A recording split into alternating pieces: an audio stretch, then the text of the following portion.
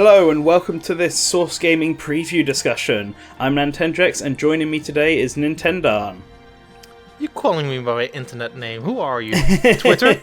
You know, it's just the formal introduction to the discussion, Dan. you gotta give the full name out in case someone somehow doesn't know who you are. Fine, Josh.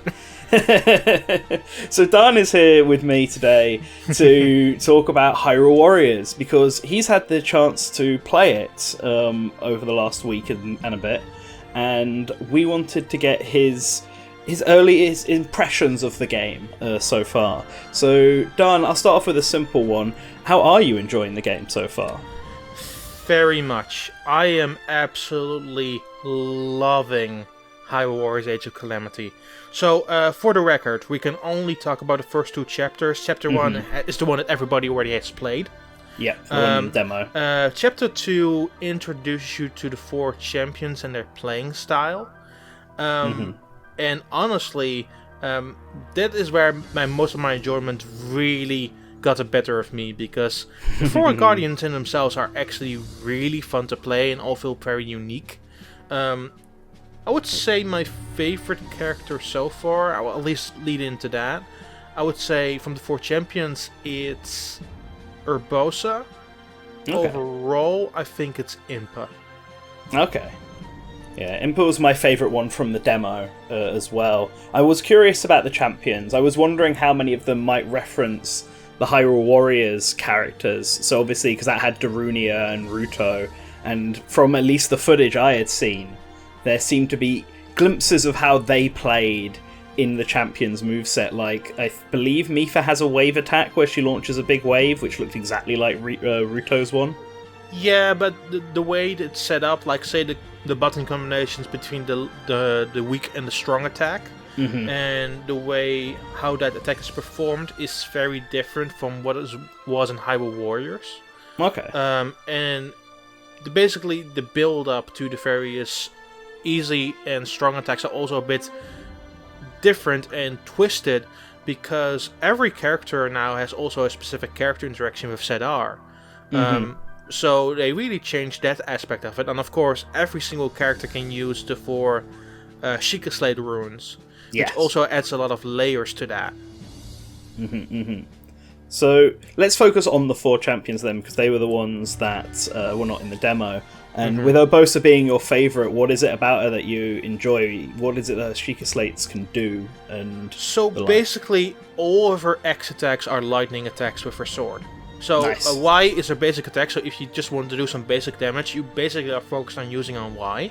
But if you combine it with YY and an X, or 3 times Y and then an X, she does various lightning-based attacks that are extremely powerful. She has a specific meter under her health bar for that, which allows her to use a certain amount of lightning in a burst.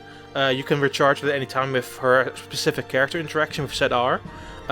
But it's very easy to understand, but it's also super effective, because the attacks that she does is really over the top, especially on the lightning front. So her overall play aesthetic is so much fun and intrigue, and it's really easy to get into. Alright, nice. I was wondering what her gimmick was, because we'd obviously seen a bit of it in the Nintendo Treehouse with the electricity and lightning, but I hadn't got a full grasp on how it plays yet. And equally, I think Rivale is like the one character we've basically seen nothing of in any of the pre-release footage so far. So how is he like in this game? So Rivale has 2 sets of Y and X moves, which is interesting, first of all. It's separated if you are in the air or not. Right. So his ZR interaction is that he flies up into the air. Okay. So if you are in the air, he has a different set of Y-X attacks, which are larger and greater than his ground moves. On the ground moves, he's kind of weak. He really revels being in the air and shooting arrows from a distance or doing an attack from a distance. It's really embracing Falco. Yeah, himself. It's also, I would say, the most complicated Guardian of the 4 to get into, because you really have to learn the ground rules of, say, the different sets of his combo attacks. Okay. Does he have like a limit to how long he can be in the air for before he has to reground? He can basically stay afloat in one place, but he can also slowly move down from a distance. Right, So it kind of depends what you're going for with your attack strategy. If it's a large group of enemies that's in front of you, you can basically stay in place and do as much damage as you like. But if you want to move down or move at a certain angle, then he will gradually go to the ground over time. Right, okay, so as long as you're staying still, you can stay in the air, but the more you move, the more he'll descend. He's basically gliding down as he moves. Right, okay. And then I guess we'll move on to Daruk next. We're going around a clockwise angle on the map. Daruk's gimmick... Daruk? Daruk gimmick is, I think, the most underplayed of the four. I don't think it's bad per se, but it's the most underplayed. So, obviously, he does gigantic swings with his gigantic rock breaker. And he has various moves where he basically moves up pillars of magma, which allows him to do various moves like a roll attack and what have you. In fact, his move animation is the roll attack. Okay. But if you...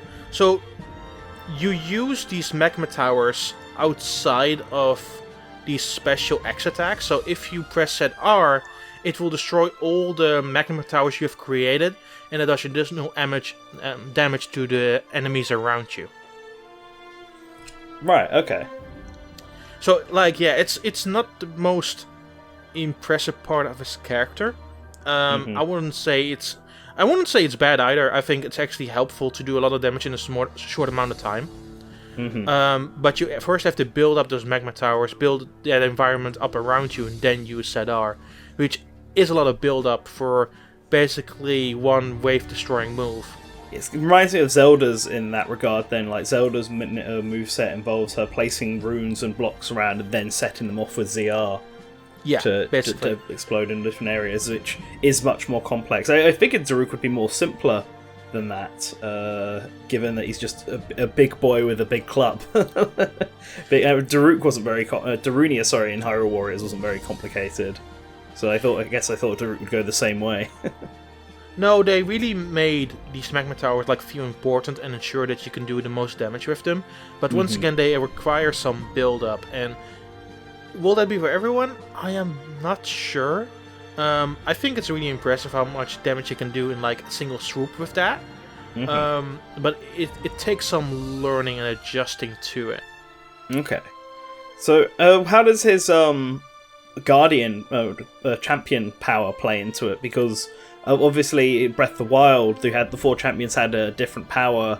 The Rivali's was Rivali's Gale, which launched Link into the air, which is kind of like his ZR here, where he flies up. And to be honest, I assumed his ZR move was going to have something to do with Daruk's protection, but I guess not. If it's the magma tower, so how does the protection fit into his moveset? It's one of his X move. I can't recall exactly what it is. When he does he becomes basically like Sonic and speed up in a sprint and does use that shield.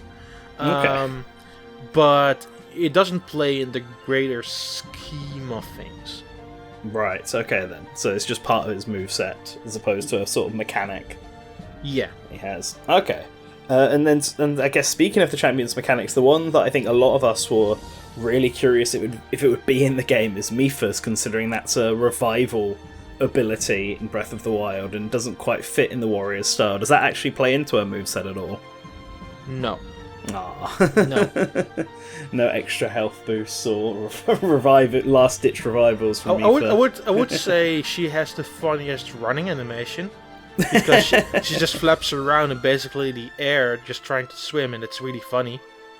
But her attacks are basically more water-based than healing-based. Doing splashes of water around, but also creating... with her set R move, she basically creates geysers that she can teleport to. So she can travel a whole bunch across the map that way. But her attacks, for the rest, are more immediate with the spear in hand. Obviously, her X attacks are, for the most part, more water-based and allow for more crowd control. Okay. But I think her attacks, for the most part, is about moving about, attacking in a bit, and then immediately dodging out of the way. Right, so like a hit and run tactic, but on a wider scale, hitting more enemies. Right, yeah. Right. Okay, that makes sense. I got an idea of how those all four play.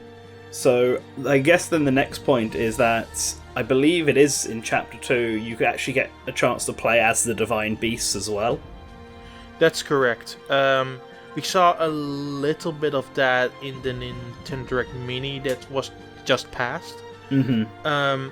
And basically, all the Divine Beasts, and I can only talk in certain terms about them because I don't know exactly which ones were in Chapter 2. They all have a Y move, an X move, and a ZR move. And they all move about in a specific way. You try to take down a certain amount of enemies, or you take down a certain path of enemies, or there is a number of strongholds of enemies that you need to destroy across the map. And all the attacks are very different in that sense. As you saw likely in the Direct with Rivali, he can move more freely than the others with the Divine Beast. Yeah, because he's in the air. Yeah, and that allows him to basically destroy a whole bunch of strongholds around the map. And it's really interesting how that's set up, because basically you do it with the controller, and the controller works well for it, but there is optional motion controls for it, where you can aim with it. And I didn't see necessarily the point of it. Okay.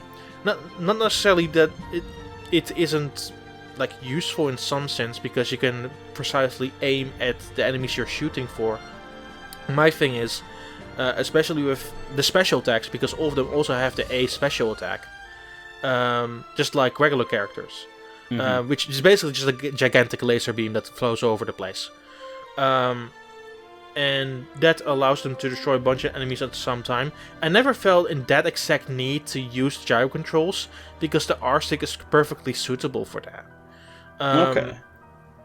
The other problem I have with the Divine Beasts, they're fun in theory, but the frame rate takes a dip in them. Like a significant dip.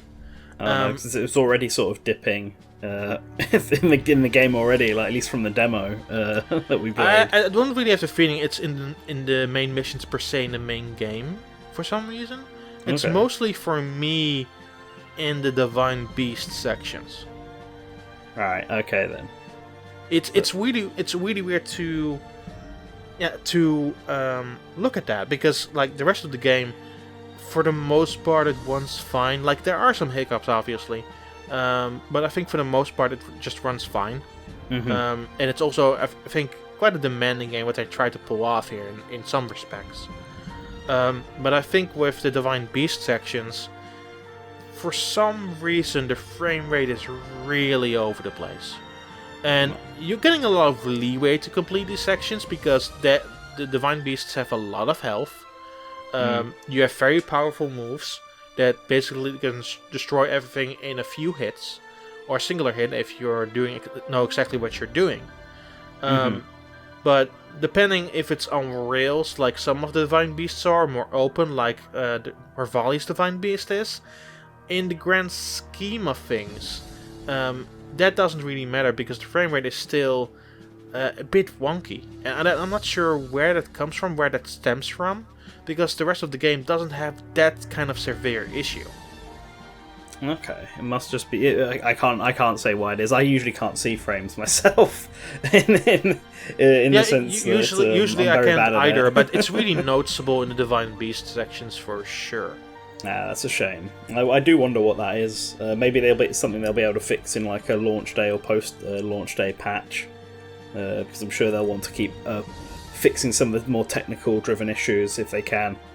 Though I guess we'll just have to see. But I'm taking it then from the way it's sort of described, the Divine Beasts are more like set pieces. It's not just something you can swap to at any point if you're one of the champions. They're like specifically laid out. No, they're either baked into the mission structure itself, so you either do it at the beginning or the end. Okay. Or there's a separated section where you do that. It's not. It's always part of a bigger mission or something else, but it always seems that way. That it's. I like it enough, but in comparison to the rest of the game, which I think is more fun, I think it slows down the pace somewhat sometimes.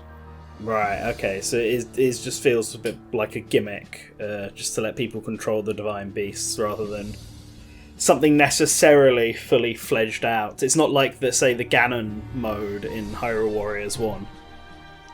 Well, it has a similar type of gimmick to the Ganon mode in Warriors 1. But I would say that the missions in the vacuum are fine. I just don't think they have any threshold of entertainment equally to the main missions of this video game. Okay then. Okay. So those are the champions. Those are the new characters from Chapter 2. But I take it Link also gets like other weapons. I only say this because they obviously showed off already that he has a spear and a greatsword. And I think he even has a spear in Daruk's mission. And I was wondering how different those two movesets actually are to his regular sword moveset. Completely different. They are completely different. Yeah. Okay. They even have separated X and Y and X attacks. Oh, nice. Okay. Do they level up differently as well? Like, obviously, from the demo. If you try and say level up, you mean they evolve differently? Yes. Right, okay then. Okay, yeah, I meant sort of evolve in the sense that in the demo you can obviously increase Link's combos by doing missions, and I didn't know if that was a universal thing, or if it was specifically for the sword and Link, shield. is that for all three weapon types. So, okay. The spear, the sword, and the two-handed weapon. Okay, so how are the spear and the... If you had to pick what your favourite out of Link's three different arsenals, which one do you think it would be? So I definitely prefer the two-handed weapon, and I'm going to explain why that is. Okay. So with the two-handed weapon, the ZR move becomes super interesting, and I really want to paint a picture for this. So with ZR, when you use the two-handed weapon move, it does this really powerful attack, which will drain your health bar. Okay. But it really helps you, for example, to lower the weak point gauge of an enemy insanely quickly. You can restore that health by pressing one time on X, which will restore anything you used with ZR. Okay. But the crux there is, if you only get hit once, that health is lost forever. Oh wow. So you have to do it like immediately, basically. Yeah. So you need to find like a closed spot where no one can get near you, regenerate your health, and continue and carry on. Interesting. I think the whole setup of the two-handed moves are really fantastic. Like, even the basic attacks with Y and X are really interesting to pull off. They require a bit of timing because obviously you're a bit slower in that specific sense. While the spear, on the other hand, is super speedy because it's a very light weapon. But I really like the two-handed weapon. The spear, on the other hand, it's neat. That's what requires even more timing because you need to know the range of that spear. If you pull that off wrongly, you don't really perform attacks all too well. Oh, okay.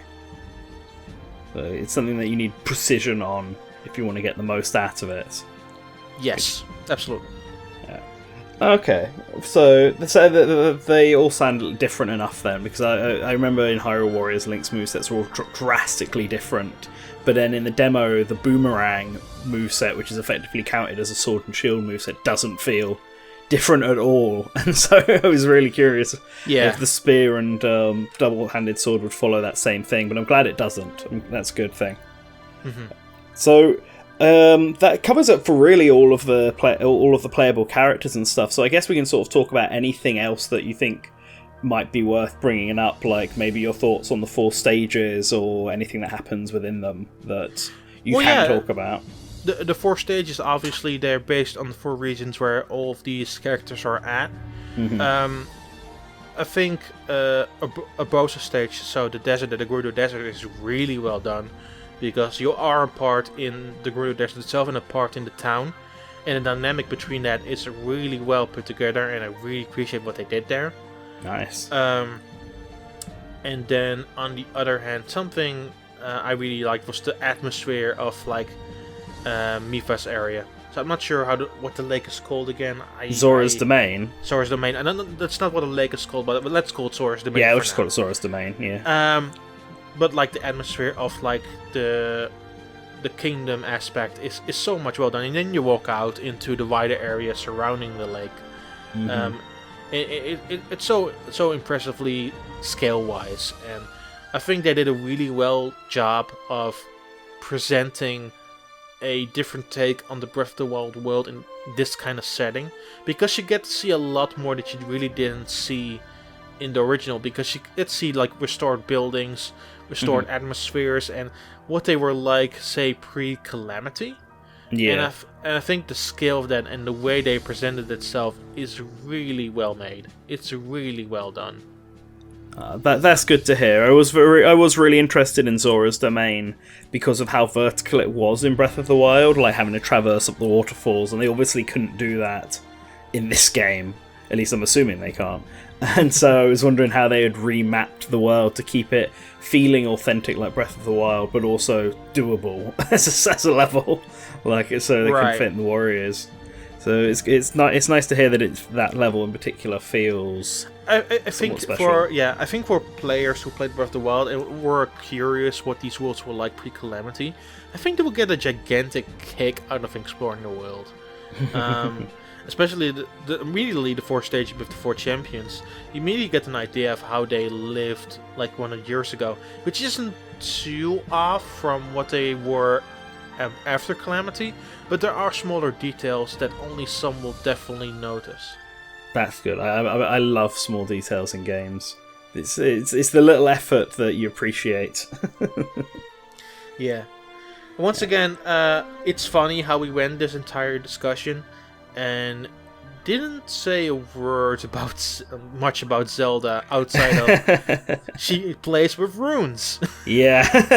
Well, I feel like at least this early on in the game, I don't know if it will change later on, and we probably can't talk about it. I don't feel like Zelda's developing much. It's all about getting those 4 champions and starting it all up. Yeah, overall though, like I would still say that Impa is my favorite. Mostly because of the creating clones aspect with Cedar, homing in with the X attack, and then creating like a little army behind you to do the special A attack. I think that's still the most incredible feeling of any like Warriors game I've played this year. Now there were a bunch of good ones this year, don't get me wrong. Because of course there was Persona 5 Scramble and One Piece Warriors 4. Both of those were really good. But I think what this particular game does so much better is making the characters feel more organic. And I think Impa in particular just feels organic the way that you play, because it's very active, right? You first make the clones, then you do the attacks, you build up your bars, you do A, and start the whole process over. And that feels very interesting and fun to play. Okay. I did enjoy that about Impa when I played her in the demo. I kind of like her gimmick a lot, especially compared to what Link and Zelda offered, and even characters from the first Hyrule Warriors. Yeah, I think, like in terms of sheer amount of tech capabilities, because we haven't even talked about the fact that you can pick up like the rods of the magicians, for example, and use their attacks to your own benefit, and immediately like enable to see the weak gouge of your enemy appear. There are so many little possibilities that you can do in like a singular run of a stage that I think that people will definitely hone in on this game for a while and keep playing and keep experimenting even after they're done. And I think that's such an important aspect to this game, because even though you know most of the things that you can pull off, like one idea, you just start experimenting with it again. And I think that's the power of this game. There's so much in their moveset that makes it worth it to explore more. It's very Breath of the Wild in that sense, where its engine allows you to sort of tackle many problems in many different ways, and that's a big appeal of it. Alright then I think this is a good place to start finishing this off. The game comes out in week and just under 2 weeks, I think, from when this video goes live. So have even shorter. It will be 11 days. Yeah. So there's not much time until it'll be all in our hands, and until then you can always just play the demo over and over again like I've been doing to get yourself pumped up and ready. I mean, if you enjoy that demo, you will love the game. So I already have the feeling that most people will likely already pick this one up. But hey, it's good to talk about it. Fair enough. Always good. People are always wanting to learn more, and getting a first-hand experience from someone who's played it is usually a better indication than getting it from the PR trailers that companies release. So the previews are always important. But, alright, Dan, thank you very much for joining us to talk about your impressions of the game so far. And thank you, everybody who has listened to this so far. So, as always, you can support us through liking, sharing, subscribing, all that jazz. And then if you want to be a little extra special, like the lovely people on screen right now, you can be our champions and subscribe to our patrons. $5 up, it appears on screen, but even just from $1 you'll get early access to a lot of content we produce. So if that interests you, link down below along with all of our social stuff if you want to follow Dan or I. And yes, sir. Yeah, I think that does it. So thank you all very much, and always remember to return to the source.